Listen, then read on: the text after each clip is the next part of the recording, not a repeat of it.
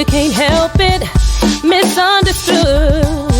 The road, it gets so lonely when you're trying to do what's good. But I see behind your eyes. The world has held you in her arms. If you let her go, it seems as if you will just drift into the sea. But trust me, you must believe. Everywhere you turn and everybody's looking, judging, criticizing, making statements, hesitating, printing stories falsified. Understand me when I tell you truth gets buried in the lies. Babe, you better open your eyes, 'cause everything will be alright. Everything will be alright in the end. I know it's hard to stay open, heart on your sleeve. You're terrified the world is gonna knock you to your knees, and it can, to the point you can't breathe. But now it's time to stand tall, create your lane, take pride in how far you've come, stop living in the pain, and realize with sun comes rain.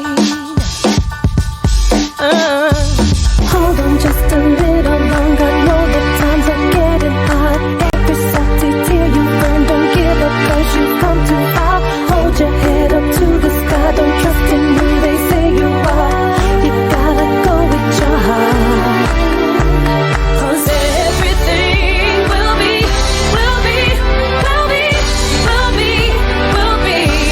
alright. Everything will be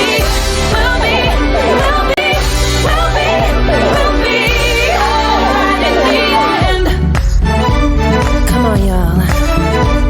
I want you to feel this. Raise your hands in the air. Hey, join on in. Everything will be, it's gonna will be alright. Everything will be, don't you wait, will be alright in the end. Everything will be alright.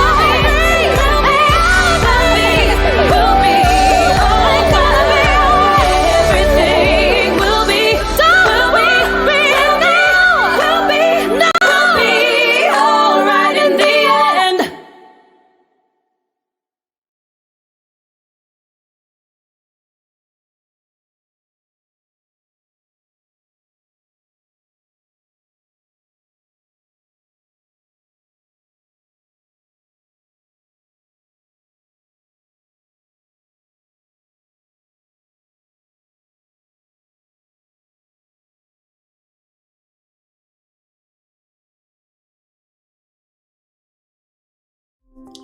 Good evening.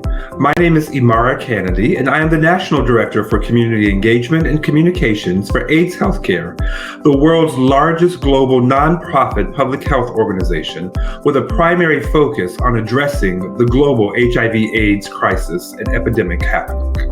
I am also the chair of the Black Leadership AIDS Crisis Coalition, powered by AHF, an initiative of AIDS Healthcare Foundation that strategically and impactfully works with Black communities across this country to address the disproportionate impact of HIV and AIDS happening to Black and brown boys and girls. On behalf of our over 6,000 employees across the globe, it is my indeed pleasure to welcome you to tonight's powerful presentation of All Boys Aren't Blue.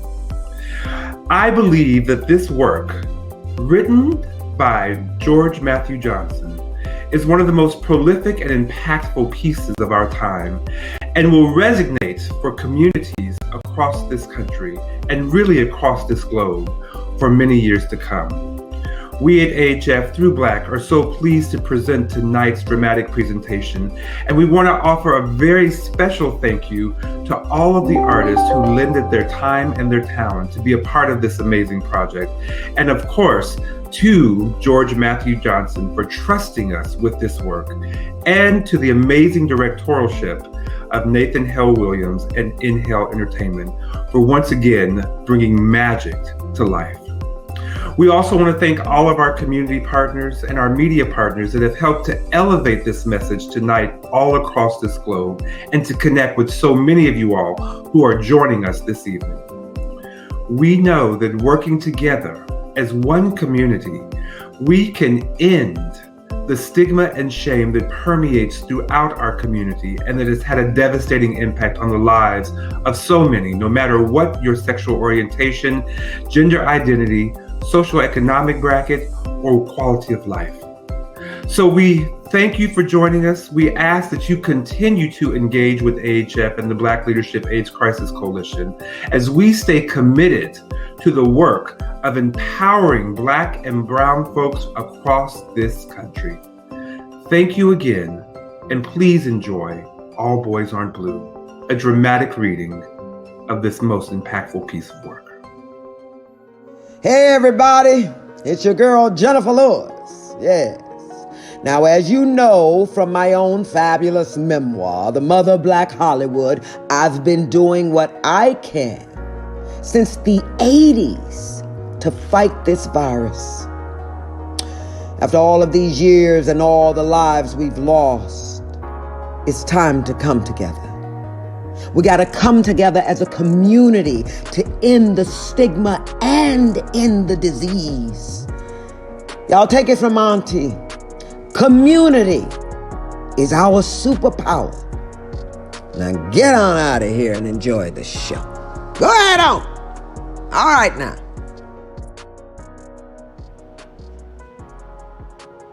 Hello, my name is George M. Johnson, and I am the author of All Boys Aren't Blue. Black history has always included LGBTQ people. Whether it was the brilliance of the Harlem Renaissance, or the Black history that was the Stonewall riots, or the 40+ years that Black queer people have stood at the forefront of the HIV movement. Blackness is inherently queer. My story is another story in that history. The story of a young Black kid growing up in the little city of Plainfield, New Jersey, with a supporting and loving Black family. At the center of that family sat my grandmother, Nanny, a Southern Black woman who didn't take any mess. My Black queer story is one of tragedy, it is one of triumph, and it is one of the Black experience. I am Black, I am queer, and I am HIV positive. My story is told through this timely and important lens. Welcome to the world of All Boys Aren't Blue.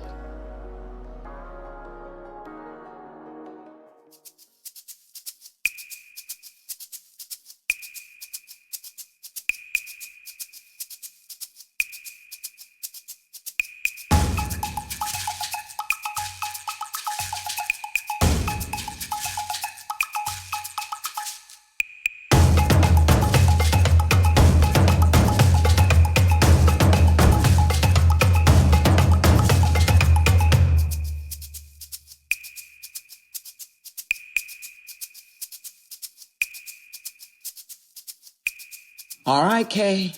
Now, I know you just had the baby, and Gregory said the baby's name's gonna be George. Now, I ain't trying to run your household, but I'm not calling no baby George. So we're gonna sit here, and we're gonna go through this Bible and find a middle name for him, cause, I ain't calling him George. Let's just call the baby Matthew, y'all. Matthew's a good name.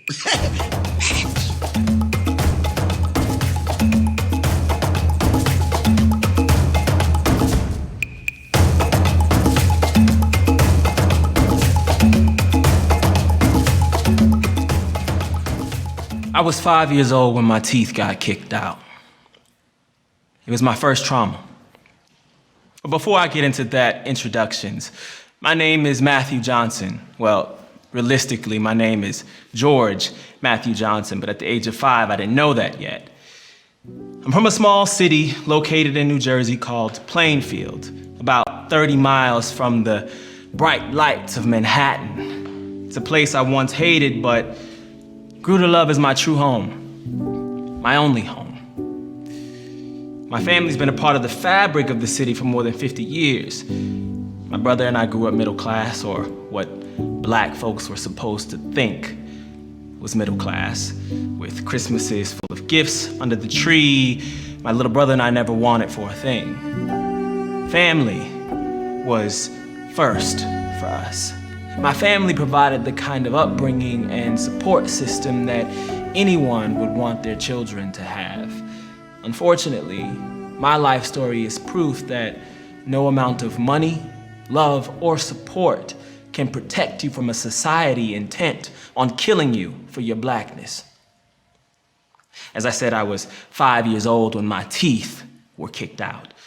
By that age, I already knew I was different, even though I didn't have the language to explain it or maturity to understand fully what different meant. At 5, I wasn't allowed to walk to my grandmother's house, who I affectionately call Nanny, from school by myself. So I walked home with my older cousins, Little Raul and Rasul. I usually walked holding hands with Little Raul while Rasul went ahead. Living so close to the school, I'm sure Nanny never imagined within those 10 minutes, her grandchild's life would be forever scarred. The memory's vivid. I can still smell the air from that day. Sunny, mild, spring-like weather. We were at the corner of Lansdowne and Marshall on the lawn of the corner house when we ran into a group of kids from the neighborhood that I didn't recognize. They had to be my cousins' ages, around 9 or 10 years old. The main kid was white. The other kids were black and white, if memory serves me correctly.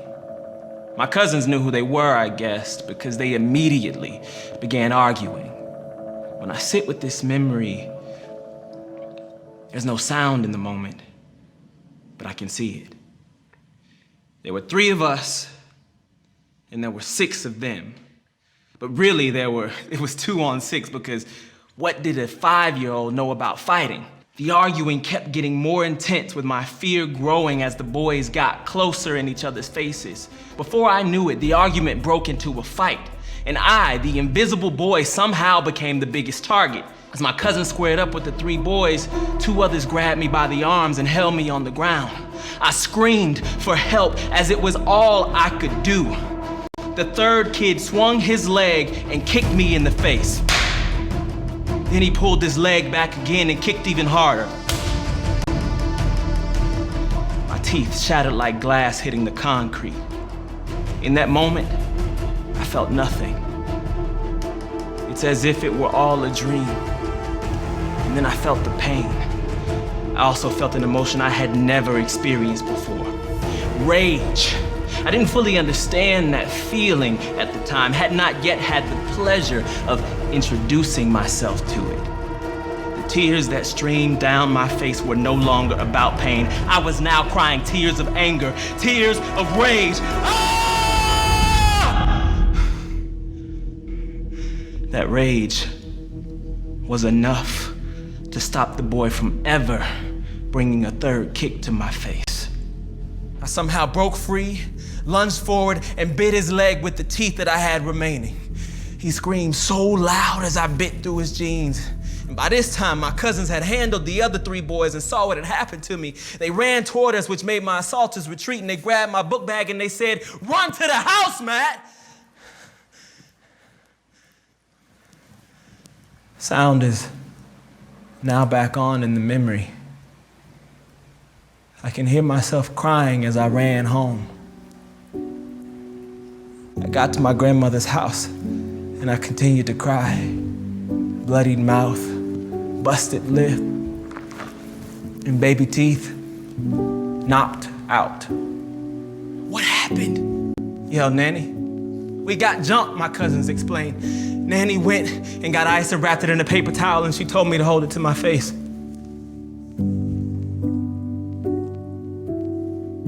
it all gets a little fuzzy after that as I remember bits and pieces of what occurred. When my mother got there, she came and checked on me immediately. She sat in one of the dining room chairs and had me sit in her lap with her arms around me. I think back on that day a lot. There were no counselors or therapy sessions to help me work through what had happened. Therapy is still a very much taboo subject in the Black community. You know, those who are seen as having issues with their mental health face a lot of stigma and discrimination because mental health is often conflated with mental illness.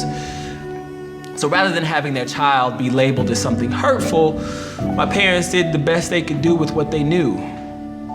We did what we always did as a family. We loved on each other even harder. But the next day became just that. The next day. What happened the day before was to be forgotten, or better yet, buried. Unfortunately, what I also forgot was how to smile. I immediately became self-conscious about smiling. It's something that I struggled to deal with even as an adult. Because my baby teeth had been kicked out, my adult teeth, almost buck teeth, grew in extremely early. Adult-sized teeth on a 7-year-old are extremely odd-looking. And it brought me a whole new type of attention I wasn't looking for. My lips became protection for the smile that was stolen. Picture after picture after picture, I refused to smile. What did I look like to others? A child who rarely smiled. Did they ever take it as a sign that I was dealing with a trauma I couldn't get past? Or did they just pass it off as a boys will be boys thing that I would eventually grow out of? To go years without smiling in pictures, rarely being questioned why, leaves me to ask the question, what other signs of trauma do we miss or ignore in Black children? Black boys are supposed to be rough and tough, to suck up the pain and not shed a tear. Being Black and queer brings on layers of issues. There can be both a fear of your own community and a fear of dealing with bullying from other children who don't respect your identity. When that kind of pressure builds within a young queer kid, the fear becomes constricting and can wrap you in layers each more difficult to peel away as you grow up. As an adult, I've gone through the unlearning to understand that my community's treatment of Black queer children is in fact a byproduct of a system of assimilation to whiteness and respectability that forces Black people to fit one mold in society. One where being a man means you must be straight and masculine. I didn't have the ability to separate my Blackness from my queerness. The loss of my smile was as much a denial of my Black joy as it was my queer joy. When I did smile, it was a coping mechanism. My smile was a mask that hid the pain of suppressing who I was. Trauma appears all throughout pop culture, often sung by the masses as a hot lyric, penned by the performer as a release of that pain. The trauma is shared by the community too. Songs become our battle cries and the trauma becomes the thing that bonds us together. When I hear Cardi B say she got a bag and fixed her teeth, it's more than a cute line in a dope song, and yes, Bodak Yellow was a bop. But she was responding to years of hate and flack she received for having crooked teeth. She is talking about the trauma she dealt with and what she was able to do to gain back agency over those moments and then use it in a way to make folks proud. Every time she talks about her teeth, she is allowing herself to work through the process of healing rather than be burdened by the weight of holding the trauma in. January 15th, 2015 would signal a change in my smile-related trauma. My mother had 2 brain aneurysms that day. As a 30-year-old, I knew I had to hold it together. I was her eldest, and I knew she would need me. I remember the doctor saying it's time to take her back to the prep room. My dad stood on one side of her bed and I stood on the other. He leaned in and gave her a kiss, and she said, "I'm gonna be fine." I stood there, nervous, terrified. I finally gave her a kiss too.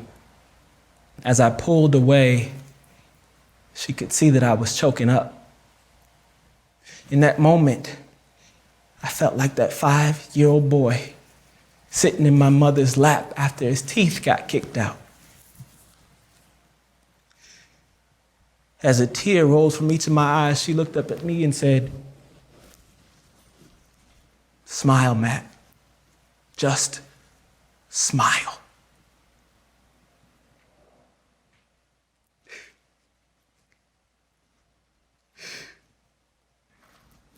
I gave her the biggest smile I ever had since the day I lost it. My mom survived her surgery, and I learned a valuable lesson about holding on to trauma. It is necessary that we do the work to unpack our shit. It's time that we let Black queer boys unpack their shit.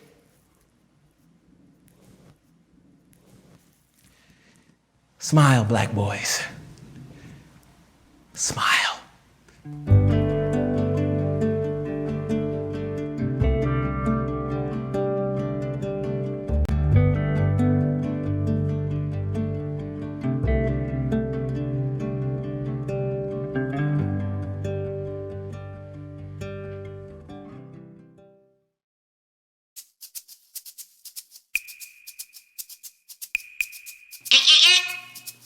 Elbows off the table when you eat in my house. What's taking you so long to play a damn card? Scared money don't make no money, baby. Hey. What'd I tell you about staying out of grown folks' business?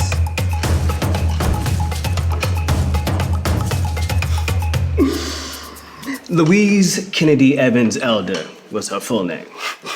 I always thought it was funny that my grandmother had 3 last names. And to the world, she was all of those things. But to me and the other grandkids, she was simply Nanny. She stood about 5'5", a little heavyset, as I've said, with brown skin. She was the baby of 13 kids and stood as the matriarch to our entire family, even though her siblings were still alive and older than her. But when Nanny wanted something done, it got done. Nanny was and still is the best cook I have ever known. I mean, she would do cool things like breakfast for dinner and root beer floats and homemade ice cream sandwiches, even though she had to make mine a little differently than the other grandkids.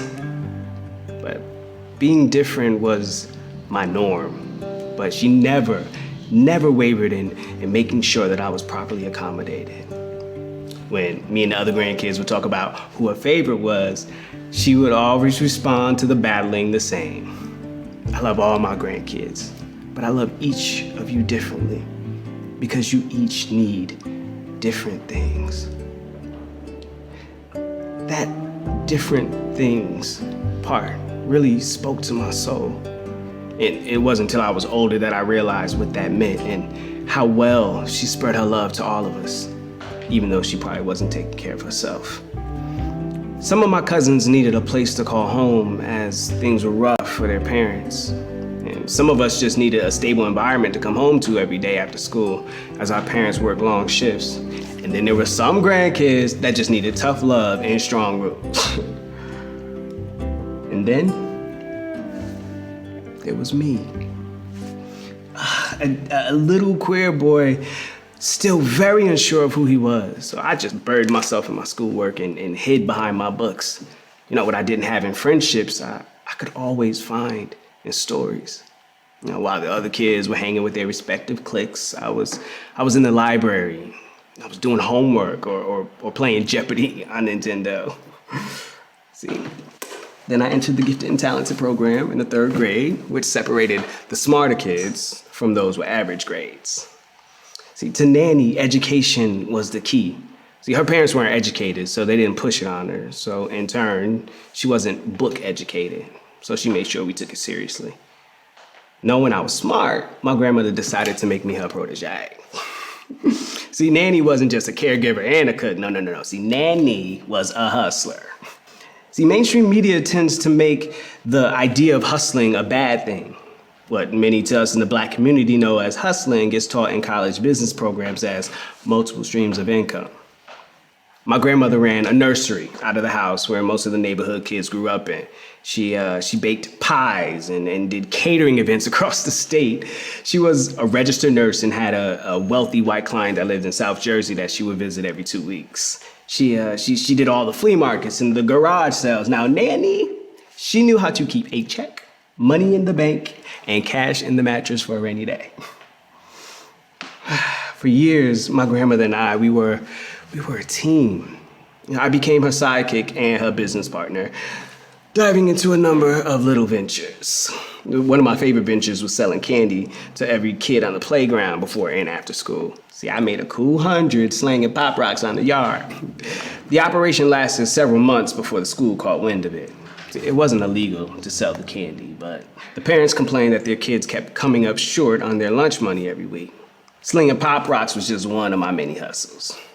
It took me until the end of high school to really realize what she was doing with all the hustling stuff. See, it wasn't simply that she thought I was smart and should learn how to create income. It wasn't simply because she wanted me to be a caring person that gave back to the community. Yes, she wanted all of those things, but more importantly, Nanny didn't want me to be alone. I was becoming isolated around the age of 10, and she saw it. And as hard as I tried to suppress my queer identity and fit in, I just didn't. I mean, sure, I had friends, but not like how my cousin and brothers had friends. And like the natural-born caregiver she was, my grandmother frequently placed me before herself. Even if that meant she was carrying a young child everywhere with her, she wasn't gonna let me be alone. Nanny decided that she would be my circle. And we were in it together. Furthermore, she had been in it before with children like me and our family. So growing up, I had a transgender cousin named Hope, as well as lesbians and gays within the family. My grandmother watched Hope grow up and transition, and I think that helped her to understand what she was seeing in me. She had also seen the damage that happens when children who are different aren't nurtured and loved the same way other kids are. See, when Nanny says, I love each of you differently, she's not saying that I love you less. She's saying that I love you whole as you are. I often think about what it would be like if the world existed with a nanny in each family. Why was my Black queer experience one of unconditional love when several others have become the standard of hate and familial violence? How could one family get so right what the rest of the world had gotten so wrong? We should have been the rule, not the exception. Instead, the rule looks more like I'd rather have a dead child than a gay child. But in my home, I had a father who never once said anything about how effeminate I was. My mother, who always knew, put a system of family support in place for me since the age of 2. I had a home because Nanny ensured it. Charity starts at the home. It's one of her favorite sayings. And I know that there are hundreds of other nannies around the world who fight for little Black boys and girls and gender nonconforming people who are considered different. They notice the signs and they step in to make sure that those children know that they are loved unconditionally. But Nanny didn't just keep that wisdom for herself. She put that in her children, who in turn put that seed in us. They put that seed in me to now be a voice for every black queer boy who didn't know that there was someone out there fighting for them every day. The way I grew up always knowing that I would have a friend in Nanny is the same way that I hope black queer boys who may never meet me but will hear and see my words know that they will always have a friend in me. I recall a conversation Nanny and I had a little later in life, moments after I had officially come out to her when I was about 25.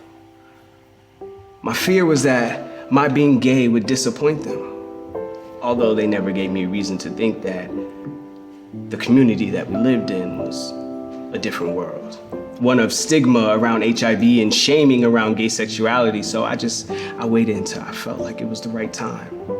And there I was, just crying on the phone, and she was just as still and steady as a rock.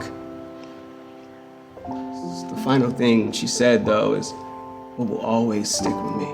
Hey, man, now you know whoever you start dating got to come see me first. Because I'm going to have some questions. I love you, sweetie, and I always will.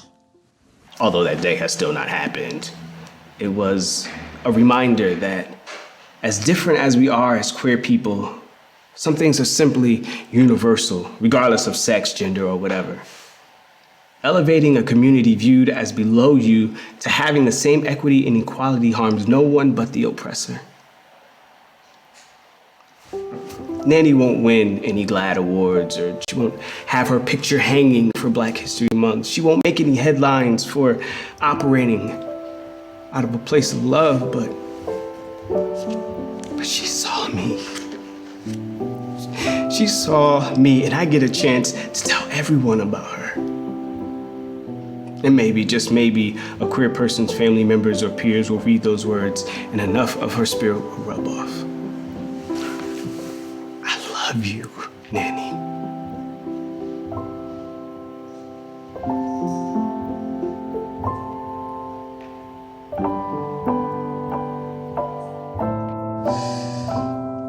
Matthew? Oh, baby, you could never embarrass this family. You know I love you just the way you are. And you know this runs in our family. You ain't the first, and you won't be the last. Don't you ever feel like you can't be yourself in this family. You hear me? All right.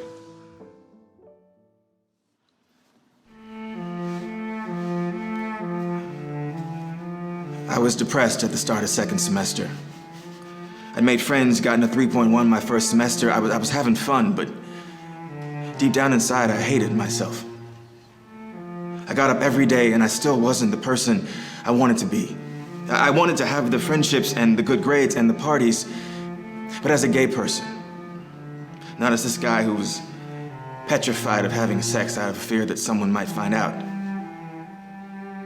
I was depressed without even knowing what depression was.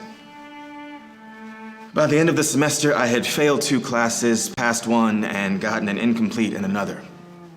My GPA dropped below 3.0, and I lost my scholarship. That summer, I called my mom, and I told her that I wanted to come home. For good. I thought I knew what she was gonna say. What time do you need me to come get you? But she didn't. She talked to me about how I had to tough it out and figure this one out on my own. Then one day I was walking toward home and I could hear this loud commotion going on in the square, our common area, much like what folks may call a quad. As I walked toward the crowd, I realized there were 700 students circled around the newest initiates of Delta Sigma Theta Sorority, Inc. And the square went hysterical. People were cheering and screaming. I didn't know what I was watching exactly at the time, but I was mesmerized by it all. During this same semester, I befriended a guy named Lawrence, who was also in the same business program that I was in. Me and Lawrence got close as teammates on the Honda Campus All-Stars, which is basically like HBCU Jeopardy. Lawrence and I eventually became really great friends. I remember our friendship being interesting because he was from Detroit, deep-voiced, very masculine, yet my being gay never came up in conversation. He would be one of the only people I befriended who wasn't focused on getting an answer to that question. As we got closer to one another, I found out that he was a part of a fraternity on campus, Alpha Phi Alpha. And I quickly became interested in what a fraternity could do for me. Masculinity, or better yet, my lack of it, was always at the forefront of my mind. Joining a fraternity seemed like a win-win situation. The fraternities were built on principles of masculinity. Lawrence's frat had aims, which were manly deeds, scholarships, and love for all mankind. Manly stuck out to me. It was in stark contrast to the femininity that the sororities presented. I decided I wanted to join Alpha Phi Alpha. I had great grades, was good looking, at least I thought so, and I would be a strong addition to the organization should I be chosen. As an opportunity to be in a leadership position, a part of a movement bigger than myself. I was also looking for brotherhood. The ability to bond with other guys in a platonic way. For me, a fraternity meant gaining the one thing I so longed to have. A masculine ideal attached to me. After I expressed my interest to Lawrence, I didn't hear much about it, so I just kind of let it rest. Then one night at the beginning of the next semester, I got a phone call from an unknown number at about 9:30. Hi, can I speak with George, please? A guy asked nervously. This is George? Well, my name is Charles, and I think I'm your line brother. But now I knew enough about fraternity life that I wasn't sure if it was real or a prank. My heart sank. I'd heard horror stories about pledging, and I wasn't no punk, but I also didn't want to be walking into a setup or an ambush. We talked on the phone for a few minutes, and he gave me an address where I was supposed to meet him. When we walked into the apartment, there were 10 other guys. Some that I knew and others I had never seen on campus before. That night, we all got to know each other. We all bonded really hard those 3 months we were online together. Back then, you could say that. Now you have to say membership intake process. So throughout the intake process, we were starting to become more than just friends. We were forming a brotherhood, like a family. I never had a clique growing up. Joining the brotherhood meant I had a connection to these guys for a lifetime. We were all growing together. Some of us were hyper-masculine, while others weren't so much, but for some reason it didn't matter. This was the environment I longed for, one where my effeminate nature didn't matter and folks could see me for the person I was. I'd found that in my line brothers. We were all practicing at my apartment one night for our probate when I had an older brother contact me and, of course, pull that same question I'd gotten my whole life. He was on speakerphone when he shouted, "I heard you were gay. We don't allow that faggot shit in our chapter."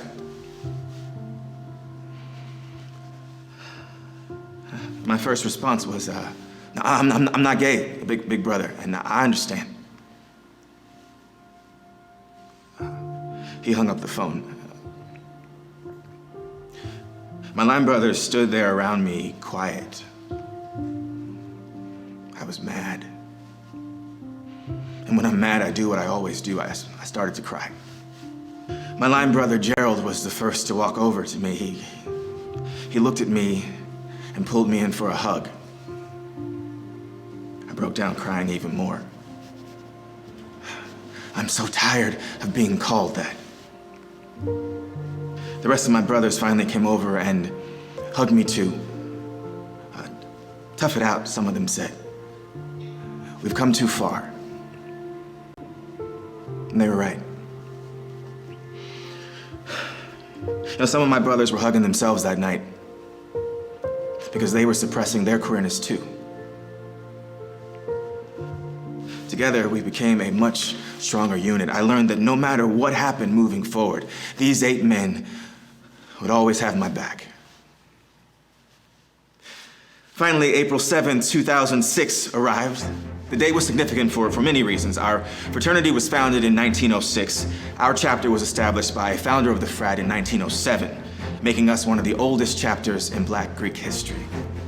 I was 7 online, and our fraternity 7 is the jewel number because we had 7 founders. We arrived on campus, and there had to have been 1,000 people waiting for us in that square. We locked up under one another's shoulders, chins on one another's backs, masks on, and began marching toward that square. In front of us was the light of Alpha. Like literally the Alpha sign in lights. Everyone was hyping us up for the show. I felt more powerful than ever in this moment, even with the nerves and the sweating. Our dean yelled to lock up one more time, and out again we went.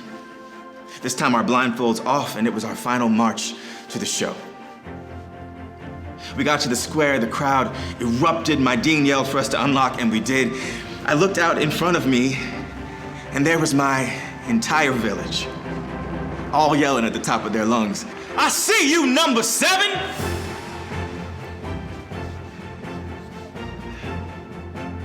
I felt seen.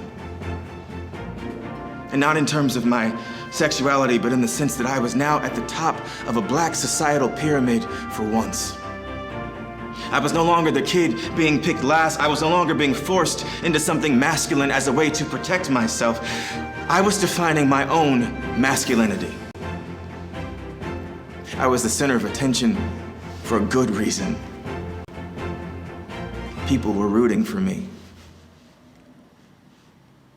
In that moment, it didn't matter if I was queer to the older brothers who questioned it throughout the process. It only mattered what they felt about me. I was tough enough, just like everyone else. Black Greek life in our community has symbolism. It's a sign of how tough you are, that you cross the burning sands and survive to tell it. They took off my mask and I popped out to address the campus. We are George Matthew Johnson. We are from Plainfield, New Jersey. We are a finance major with a 3.3 GPA. Our line is called Kalfani, which means king and ruler, because alphas have always run this yard and will continue to run this yard.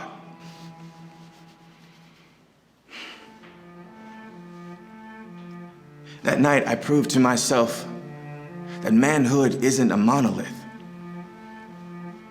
That there was a version of manhood, of manly, that looked like me.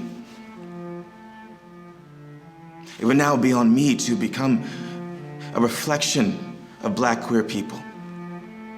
I wanted to become someone that future Black queer people could look to and know that their masculinity could be defined on their own terms.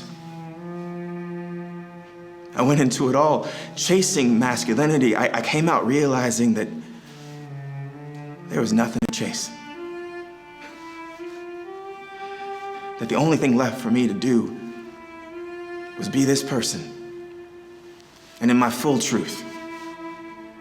It was time for me to begin letting folk into my sexuality and my sexual space while being a member of Alpha Phi Alpha 2. It was time for me to define me.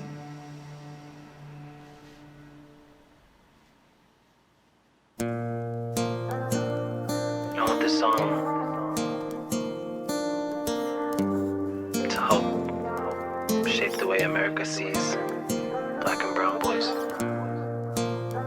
And I hope that when you listen to this, you'll understand where I'm coming from. Too many times I had to apologize. Too many times I wish you got it, so I didn't have have to wake up in the morning, feeling like I'm never gonna be worshipped. Too many times I gave up my position. Too many times I gave you satisfaction. And now I regret it because I wasted my time and I'm not who you want. I gotta be true to who I am. I gotta be faithful to where I stand. I can be true to whoever knows me and really loves me for who I am. I might lose some friends unfortunately, but I'd rather be down for only me. Cause everybody tryna live a life that brings a little peace, yeah. Because all boys aren't blue, yeah. You see some boys they cry. Some boys gotta work hard and feel out how to stand and with a little pride. Some boys like boys and nothing else in the world feels true. Some boys are waiting for you to realize that all boys aren't blue, yeah. So many times I thought to myself what I would be with you and everybody else, and them just chosen me. I cry for help, how you not see it and say you love me? Is that what love is? Yeah. And living black and pink is testament to future me. Be an example of what's strongest so the world can see. And hear me saying, yeah, I love you, yeah, I adore you, I'm fighting for you. Gotta be true to who I am. I gotta be faithful to where I stand. I can be true to whoever knows me and really loves me for who I am. I might lose some friends unfortunately, but I'd rather be down for only me. Cause everybody tryna live a life that brings a little peace, yeah. Because all boys aren't blue. Some boys they cry. Some boys gotta work hard and feel out how to stand with a little pride. Some boys like boys, nothing else in the world feels true. For you to realize that all boys are blue, yeah.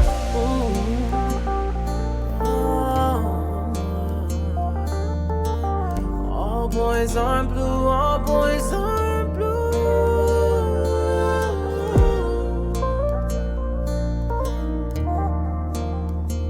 They aren't blue, they aren't blue, they aren't blue. Cause all boys aren't blue, yeah. Some boys they cry. Some boys they work hard and feel out how to stand with no pride. Some boys like boys and nothing else in the world feels true. Some boys are waiting for you to realize that all boys aren't blue. All boys aren't blue, but all boys aren't blue. There's some boys like me, there's some boys like you. Some boys are blue, but all boys aren't blue. There's some boys like me, and some boys like you, yeah. Hi, this is Michael Weinstein. I'm the president of AIDS Healthcare Foundation, and I'm inviting you to join the HF family and Black for saying stigma's gotta go. Let's work together to reduce HIV/AIDS stigma in the community. Working together, we are powerful. Hi, I'm Dorian Warren. And I'm Melissa Harris Perry, and we're the co-hosts of System Check. And Melissa and I are proud to join Black and AIDS Healthcare Foundation to say stigma gotta go. Gotta go. Gotta go. Gotta go. It's gotta go. Listen, we need to all work together to reduce HIV/AIDS stigma in our community. Because community is our superpower. Yes, it is. Hi, I'm Dawn Lewis, and I'm joining BLACC and AHF in saying stigma gotta go. Let's work together to reduce the stigma around HIV/AIDS in our community, because community is our superpower. Hi, I'm Travis Winfrey, and I'm joining Black and AHF in saying stigma gotta go. Let's work together to reduce the stigma of HIV and AIDS in our community. Hey, I'm Jamal Sims, and I'm joining BLACC and AHF in saying stigma gotta go. Let's join together, y'all. We got to do something to reduce HIV/AIDS stigma in our community. Our community is our superpower. Thank you. Hey, this is DeMarco Majors, and I'm so excited to be joining BLACC and AHF in Stigma's Gotta Go. So let's work together to reduce the stigma of HIV and AIDS in our community, because community is our superpower. Hi, I'm Dr. Brandy Kenner-Bell, and I'm joining Black and AHF in saying stigma gotta go. Let's work together to reduce HIV/AIDS stigma in our community, because community is our superpower. Hi, I'm Patrick Ian Polk, and I'm joining BLACC and AHF in saying stigma gotta go. Let's work together to reduce HIV/AIDS stigma in our community. Community is our superpower. Hi, I'm Dr. Jasmine Simmons, and I'm joining Black and AHF in saying the stigma gotta go. We won't end the HIV epidemic until we end the stigma, and together we can do it, because community is our superpower. Hi, I'm Dr. Noelle Reed, and I'm joining Black and AHF in saying stigma gotta go. Let's work together to reduce HIV/AIDS stigma in our community. Community is our superpower. Hi, this is Rodney Chester, and I'm joining Black and AHF in saying stigma gotta go. Let's work together to reduce HIV and AIDS stigma in our community. Community is our superpower. Hey, this is Jared Hill, and I'm teaming up with Black and AHF in saying stigma gotta go. Let's work together to reduce HIV and AIDS stigma in our community. Community is our superpower. Hi, this is Malik Brown, Atlanta's Director of LGBTQ Affairs, and I'm joining Black and AHF in saying stigma gotta go. Let's work together to reduce HIV/AIDS in our community, and never forget, community is our superpower. Hey family, it's Angela Robinson, and I'm joining Black and AHF to say stigma gotta go. Let's work together to get rid of the stigma around HIV and AIDS in our community, because community, that's our superpower. Hi, I'm Keith Boykin, and I'm proud to join with the Black Leadership AIDS Crisis Coalition, AHF, George M. Johnson, and iN-Hale Williams in saying stigma gotta go. Let's get rid of the HIV/AIDS stigma in our community, because community is our superpower. Hey, what's up? This is your man Nico Anand. And in addition to checking in on y'all during this quarantine, I wanted to let y'all know that I am joining BLACC and AHF in saying stigma gotta go. So let's work together to reduce the HIV and AIDS stigma that's in our community. Because hey, community is our superpower. Amen? Now turn to your neighbor, say, neighbor. Well, text or tweet them. All boys aren't blue. I'll see y'all later.